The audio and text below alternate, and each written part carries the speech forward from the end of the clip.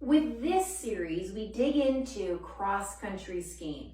And the props that I have here are a simple block, a strap, as well as a roller. Now this roller is a super tall one. You don't need a super tall one. A shorty is just fine, or a travel roller is just fine. Or if you don't even have that and you're on flooring, then you can, like wooden flooring, you can use even any kind of ball or cloth to help slide you along. You'll see what we're doing when we get there. All right, so with cross-country skiing, what's so interesting about cross-country skiing is we've got one leg going one way, the other, and the arm going like this. So it's like this kind of action. There's some rotation that's happening in through your body, and as you're gliding on one of these legs, this leg's got to stay really solid, right, and very, very stable as you go back and or left and right. Lots of people can develop SI joint issues when there's a limitation in through the torso in terms of twisting.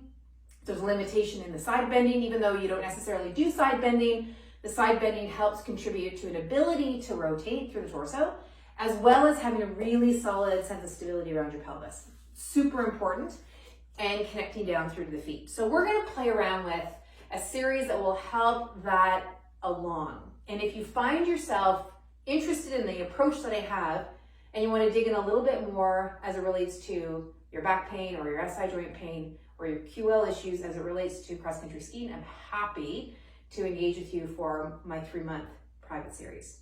Okay, so let's get rolling. So when we're thinking about being on our skis for cross-country Nordic style, let's start with ourselves in Tadasana and then feel the bottoms of the feet. So the center of the heel, the ball of the foot, and the base of the pinky toe. When you can feel that on your mat, it's really interesting how it translates into your boot and your ski on the snow. Because as you're kind of moving one to the other, and you can feel the movement of the bottom of that foot as you shift, you literally can get a sense of the snow and the quality of the snow underneath your foot, and that glide of that ski really comes alive, and your effortlessness starts to grow. So in that spirit, let's just come into a really gentle chair position. And notice as you lower down, does the weight down into your feet? Like, do you get really heavy in a way of like your weight's dropping all into your feet? Or maybe take your hands to the outer thighs, press into the thighs, start to lower down. Does that change anything? Does that change the feeling through your feet? Sometimes people feel lighter on their feet when they are connecting more with their outer hip. To take that further, let's bring the strap into this and come into here, and down we go. So I'm pressing a little bit into the strap.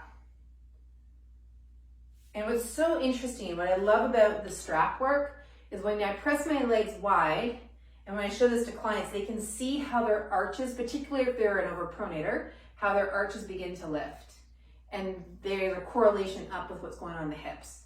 And that can often change up the stride with their cross-country skiing.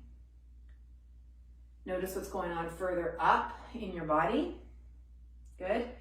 And now we're going to drop these guys, the strap, and grab in the block and take the block between the thighs. Now I've got it on the medium width. You can have it like here or here or here.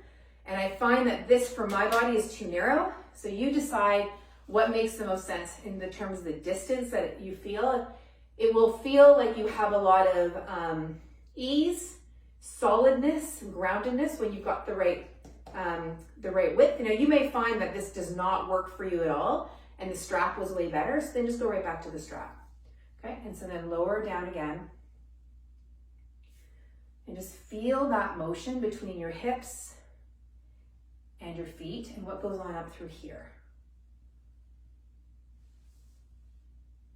Great. Okay, now choose the one that felt the best. So whether it was the block or the strap. And I'm going to add a little caveat too. If you're watching this and you're someone who's recently been recovering from a knee issue, you may even want to use both at the same time. And what that will look like is you've got the strap and the block like so, right? So if I just bring, that's a bit narrow for me.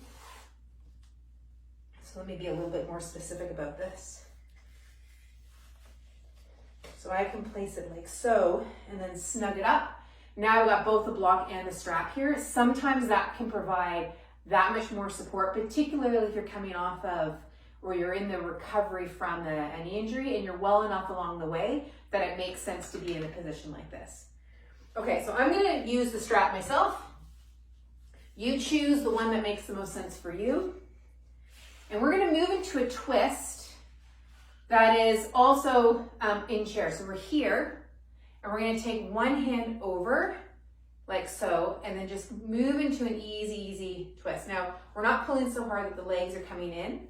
The legs are staying right where they are, and the movement is through your torso. So we're not pulling off the legs. The hand is just resting on the thigh. Good, and then coming back. And then twisting again. Other side. So if you've got the strap, let the legs continue to press out into the thigh, or let the legs press out into the strap just a little bit. Great, and then come on back. Good, and stand up. All right, let that go. Okay, so now from here, let's come back to this idea of your chair. We're gonna come into a chair, and from here, bring more weight into one leg, and then we're gonna bring the other leg and step it back. So if I show you the orientation from here, I'm putting a little bit of weight into this leg, and I step back.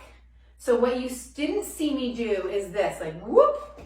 I want you to think about this leg you're going from 2 points to 1 point. So you're shifting the weight over. You can see how I'm doing that. And then from here, this leg is strong, and then you bring that leg back. Yeah. And then come back into chair. Bring weight over into this leg, and then bring that leg back. So the orientation from this way is we're in chair and step that leg back, and then come back into chair, bring the weight over here, step it back, and here. Good, let's go for it again. That, and now lower down to the floor. Take the hands, palms together, middle finger underneath the chin. And from here, what you're gonna do is start to twist towards that front leg. Now watch this leg. Make sure that this isn't happening as you go. So if you need to place one hand on the outside of the thigh, go for it as you take that twist. And you can even bring the hands like so. Good job. Now from here, take those toes under, come back up, and then into your chair. Okay, so we're back here now. Now come back into your lunge. Drop that knee down. Now you get to twist. And if you want to add in the arms, you can.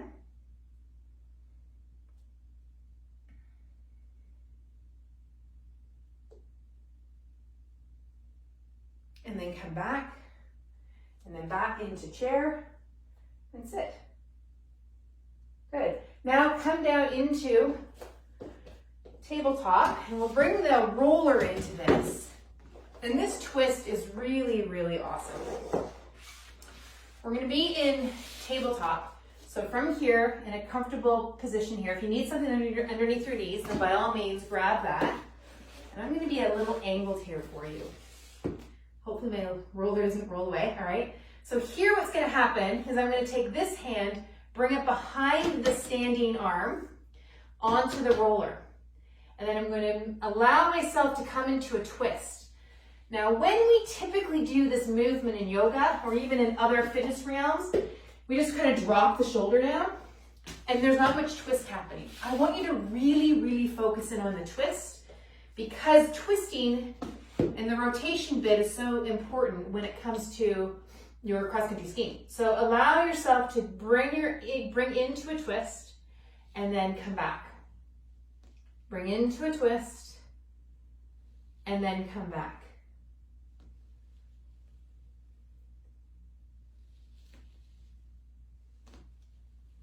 Good, so you'll notice that my standing arm is not bending. I'm just taking myself into a rotation. Good, all right, other side. And take that twist.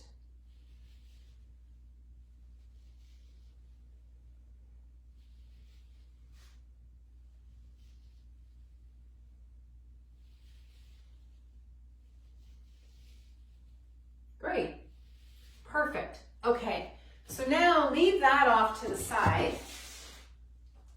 And then let's come down to the floor. And we're gonna bring the block and the strap back into the picture. Because we're gonna come into a bridge pose. But sometimes I find, depending on the person, having a strap or a block can just add a little bit of ease and the opportunity for stamina, strength, and stability.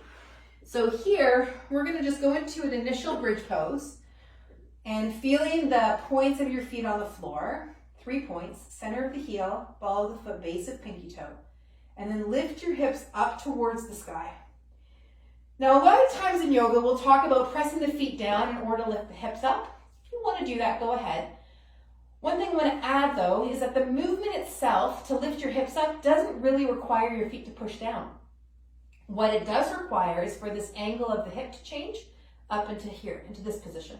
So really, this is a movement of your glutes helping your hip joint extend, and then coming back down. Now, it's not a motion of hold the pickle between your butt cheeks. It's not that motion. It's as you start to move, you'll feel the tone in your butt engage, and then you come back down. And watch how my ribs come right off, but my ribs and my pelvis stay connected. So the movement is my hip joint, my butt is driving that motion, and you'll see my rib cage is coming around this shoulder joint. That's why I have my arm up here, so you can see that. Now, sometimes this movement can be a bit funky for people. So we can take the block again, put it in the same distance as you had when you were up in Tadasana. And now we're holding the block between the legs, not squeezing the living crap out of it, just holding it. And then from here, again, lift through the hips.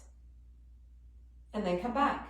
And notice what that feels like. For some people, it's going to feel like a miracle and magic was born within. Other people are going to be like, oh my God, that was awful. So if it was awful, let it go.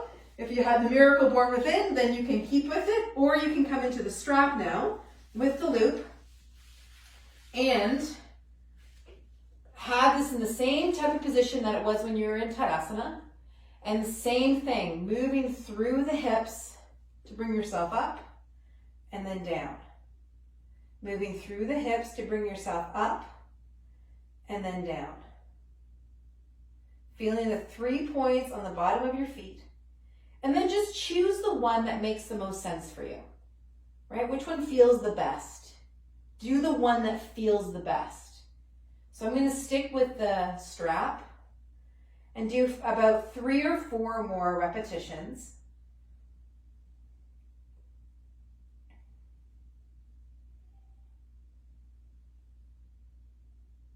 Awesome. Great. All right, now bring that strap off. We're going to stick with this bridge sequence and add one more piece to it. We're going to come up into bridge. We're going to take the weight out of one leg and place it a bit more into the other leg. Kind of like what we did, but not really, with that chair going back to a lunge, where we go from both feet to 1 foot. So what's going to happen is you're going to transfer your weight from 2 points of your feet to 1 point. Now, often what happens is that when we do that, we drop through a hip. The other thing is people tend to overutilize their back, or their SI starts to get a little bit wonky.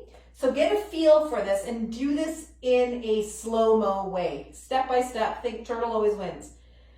What you're going to do is take a little bit of weight out of one leg and push a bit more weight into the other leg and just get a feel of what it's like to shift the weight. Notice where your body takes the load, right? Because the load has to be absorbed in your body somewhere when you shift from 2 points to 1.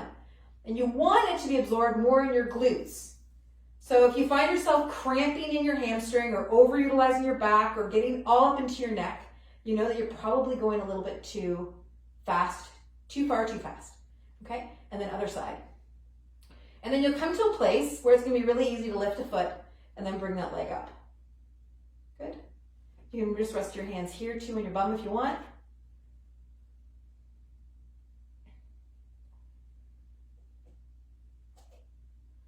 So you get a sense of where you're at. Maybe you're just shifting and bringing your foot up like this. Maybe you're just taking weight over to one side versus the other. Try not to rush the process. Honor where your body is at and what it feels like. Okay, so now coming on down, bringing one foot up, so you're coming into hip flexion. Press this knee into the hand. If when you came down from doing that bridge pose, your back is sore, then chances are you missed something that was letting you know you were going too much, too far, too fast. When we come out of bridge, there ought not to be any cramping in the back. There shouldn't be any feeling of tightness, because that just lets us know we were utilizing more of those back muscles in a way that we weren't really intending. So it's something for you to kind of explore and play around with. Okay, coming back up, pressing that knee into the hand. Watch so you don't over brace through here. Good. And then other side. Perfect. Now stretch that leg out and come into a supine twist. Shoulder girdle stays on the ground. Keeping that breath really, really, really, really easy. And then coming on back. Good. And then other side, leg comes up, taking it into a twist.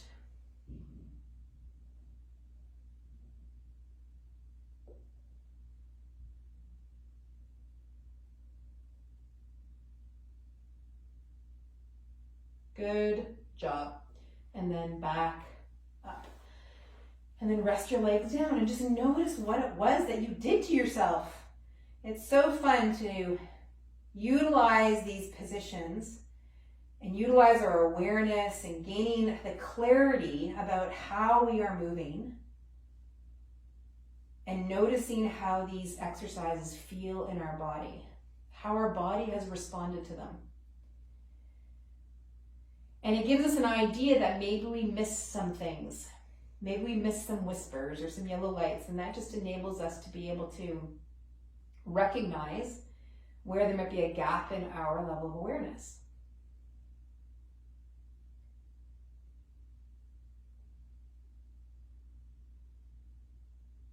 And if you are feeling really good, then what you can do is you can recognize that you're feeling like really good right now. And you might really know also what feeling super tight and kind of crappy feels like. So if that feeling good feeling is there, then notice when it starts to fade, because it will fade, right? Just like our energies fluctuate during the day, it will start to fade. And if you can feel where those whispers of it fading show up, you can start to intervene at that level and recreate this feeling again. So the more that you can recognize just the little indicators of it fading, then you won't have to get all the way down here and then have to kind of do a whole reboot. All right? And if you want any help from me, send me a direct message. I'd be happy to support you on your way to really, really having a great ski season this year. Take good care. We'll see you tomorrow.